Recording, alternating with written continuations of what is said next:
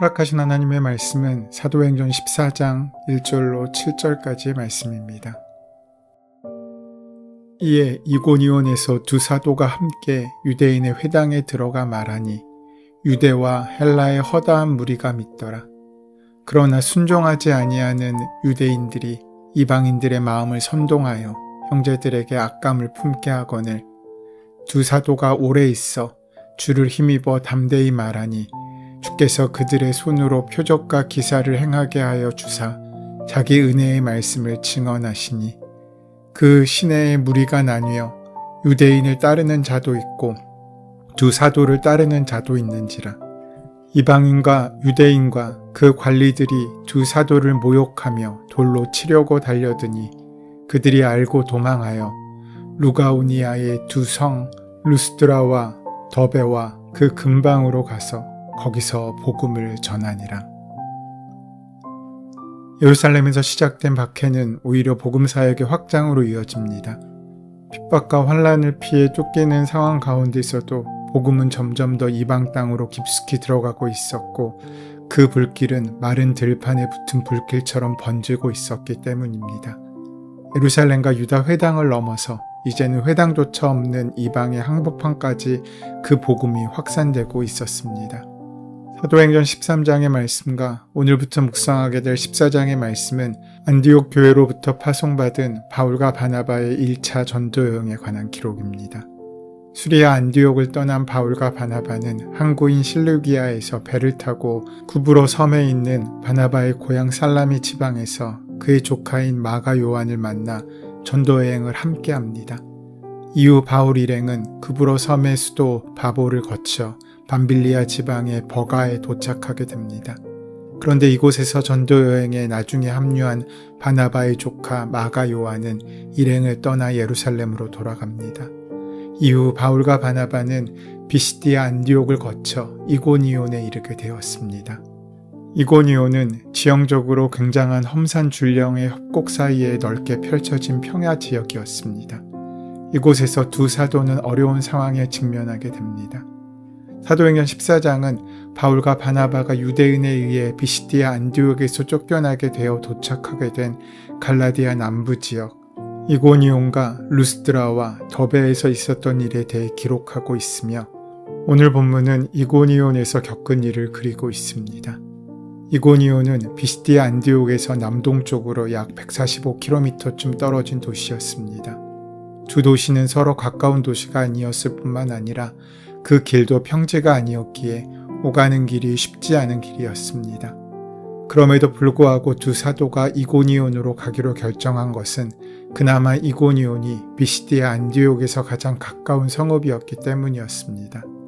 비시디아 안디옥에서 가장 가까운 성읍이었던 이고니온은 시리아와 에베소로의 동서부 도로가 통과하는 중요한 교차지였습니다.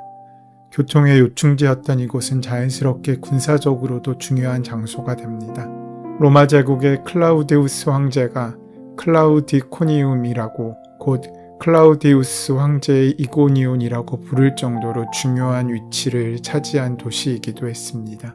따라서 이고니온에는 로마 황제의 군대의 위용을 담은 웅장한 건축물들이 도시에 가득했을 것이고 그만큼 중요한 위치를 차지하고 있음을 보여주고 있는 그런 도시였습니다. 바울과 바나바는 황제의 위용이 담긴 웅장한 건축물들을 지나 회당으로 갔습니다. 이는 두 사도의 전도 여행의 통상적인 관례로 어느 도시를 가건 먼저 회당을 찾아 복음을 전했기 때문입니다. 오늘 본문은 이고니온에서 안식일에 바울과 바나바가 회당에 들어가 복음을 전하는 장면으로 시작됩니다. 1절에 이에 이고니온에서 두 사도가 함께 유대인의 회당에 들어가 말하니 유대와 헬라의 허다한 무리가 믿더라 라고 말씀하고 있습니다. 쫓겨가서 머무른 그곳에서 복음을 증거하는데 그곳엔 이미 예비된 수많은 영혼들이 갈급함을 가지고 있었습니다. 그래서 많은 사람들이 복음의 말씀을 듣고 회심하는 역사가 일어납니다. 그들이 전하는 메시지가 어떠한 내용을 담고 있는지는 성경이 구체적으로 기록하고 있진 않지만 그 메시지를 들은 사람들 가운데 많은 유대인들과 헬라인들이 믿음을 갖게 되었다고 오늘 본문의 말씀은 증거합니다. 그런데 복음에 불순종하는 유대인들이 이방인들을 선동하여 바울과 바나바가 복음을 전하지 못하도록 하였고 이들에 대한 악감정을 품도록 하였습니다. 이고니온 지방에 들어가 복음을 전하자 많은 사람이 복음에 대하여 반응을 보이고 환영했지만 일부의 사람들이 악감정을 가지고 선동하여 이 두 사도를 쫓아내려고 했던 것입니다. 많은 사람들이 믿음을 갖게 되었음에도 불구하고 일부의 믿지 않는 유대인들은 핍박을 가하게 된 것입니다. 믿지 않은 유대인들은 이방인들의 마음을 선동하여 믿음을 갖게 된 사람들에게 좋지 않은 감정을 갖게 했습니다. 그러나 그러한 핍박 속에서도 두 사도의 사역은 멈추지 않았습니다. 3절 말씀에 두 사도가 오래 있어 주를 힘입어 담대히 말하니 주께서 그들의 손으로 표적과 기사를 행하게 하여 주사 자기 은혜의 말씀을 증언하시니 라고 말씀합니다. 그들은 위협이 가득한 그곳을 금방 떠나지 않습니다. 오래 그곳에 머물러 있었습니다. 그래서 계속하여 주님을 힘입어 복음을 담대히 전했습니다. 그리고 주님께서는 그러한 그들의 손을 통해 이적과 기사를 행하게 하심으로 응답하셨습니다. 주님의 함께 하심으로 인해 그들의 말씀에는 더욱더 힘이 더해졌던 것이었습니다. 그러나 힘 있는 두 사도의 메시지에도 불구하고 여전히 믿지 않는 사람들의 마음은 강팍하여 변하지 않았습니다. 4절 5절 말씀은 그 시내의 무리가 나뉘어 유대인을 따르는 자도 있고 두 사도를 따르는 자도 있는지라 이방인과 유대인과 그 관리들이 두 사도를 모욕하며 돌로 치려고 달려드니 라고 말씀합니다. 말씀이 전해졌고 그 말씀으로 인하여 복음이 전파됐음에도 불구하고 도시는 오히려 둘로 나누어졌습니다. 사도들을 따르는 사람들과 믿지 않는 사람들, 이간하는 사람들을 따르는 사람들로 나뉘게 된 것입니다. 그리고 믿지 않은 사람들을 따르는 사람들은 사도들을 죽이고자 돌을 들고 달려들었습니다. 자신들을 죽이기 위해 핍박자들이 달려오고 있다는 사실을 미리 안 바울과 바나바는 도망하여 루가오니아의 두 성이었던 루스드라와 더베로 가게 되면서 이고니온의 짧은 사역은 마무리하게 됩니다. 이고니온에서의 사역 속에서 우리가 알 수 있는 것은 우리들의 사역의 끝에 환대와 핍박이 함께 있을 수도 있다는 사실입니다. 같은 말씀이 전해지지만 어떤 사람에겐 그 말씀이 살 소망으로 만나지는 복음이 되기도 하고 다른 어떤 사람에게는 걸림돌이 되어 악한 감정을 품게 만들기도 한다는 것입니다. 이것은 예수님의 사역에도 있었던 일이었고 스데반도 함께 따라 걸었던 길이었습니다. 현대 지금의 시대를 살고 있는 크리스찬 역시 세상을 살아가면서 복음을 전할 것뿐만 아니라 심지어 말씀대로 살아가는 삶으로 인해 거절당하고 핍박당할 수 있음을 우리는 기억해야 합니다. 주님의 은혜를 입고 주님의 역사를 경험해서 우리의 힘이신 주님을 신뢰하고 주님의 손과 발이 되어 사람들에게 복음을 전하러 가는 그 발걸음에 외로움이 따를 수도 있다는 것입니다. 그러나 이와 같은 거절과 외로움을 우리는 두려워할 필요가 없습니다. 왜냐하면 같은 처지에도 불구하고 주님을 힘입어 복음을 담대히 전했던 두 사도를 기억하며 우리들도 복음을 끝까지 전한다면 주님께서는 우리의 손을 통해 더욱더 놀라운 일들을 펼쳐나가실 것이기 때문입니다. 그러한 까닭으로 두 사도는 오래 있어 주를 힘입어 담대히 말했다고 오늘 본문은 증거하고 있는 것입니다. 두 사도가 그런 역경과 반대와 난관과 고난을 무릅쓰고 오래 머물며 일관되게 하나님의 말씀을 가르치고 증거하며 설득할 수 있었던 힘은 어디서부터 시작되겠습니까? 역경 속에서 더 강한 믿음과 의지를 가지고 사명을 감당할 수 있었던 바울과 바나바의 그 힘과 능력의 원천은 무엇이었겠습니까? 3절 후반부 말씀을 보면 자기 은혜의 말씀이라는 표현이 나옵니다. 살다 보면 사역을 하다 보면 외면당하고 갑갑한 일을 만나기도 합니다. 이러한 상황에 처하게 되면 하나님께서 우리를 격려하고 위로하기 위해서 표적과 기사를 드러내지 않으실까라는 생각을 하게 됩니다. 그러나 성경은 그렇게 말하고 있지 않습니다. 두 사도에게 표적과 기사가 나타난 것은 하나님을 믿고 살아가는 사람들에게 용기를 주고 힘을 북돋아주는 격려와 위로의 차원에서 나타난 것이 아닙니다. 사도들이 예수님의 복음을 말하고 전파할 때 그 말씀의 진정성, 말씀의 권위를 보여주기 위해서 하나님의 역사적인 메시지로 이 땅에 드러나게 된 것입니다.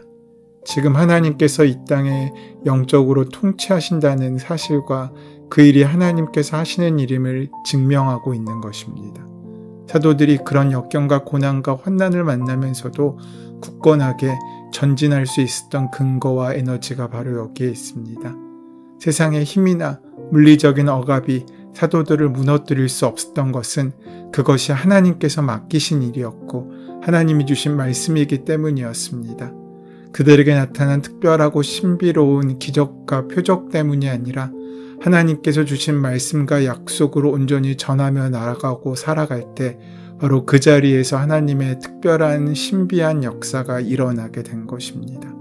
사도들은 험난한 여정 가운데서도 담대함과 기쁨으로 그 모든 일들을 감당했습니다. 만약 스스로 계획한 일이고 스스로 생각한 일이며 자신들의 선택에 의해 가는 길이라면 그냥 주저앉을 수밖에 없었을 것입니다.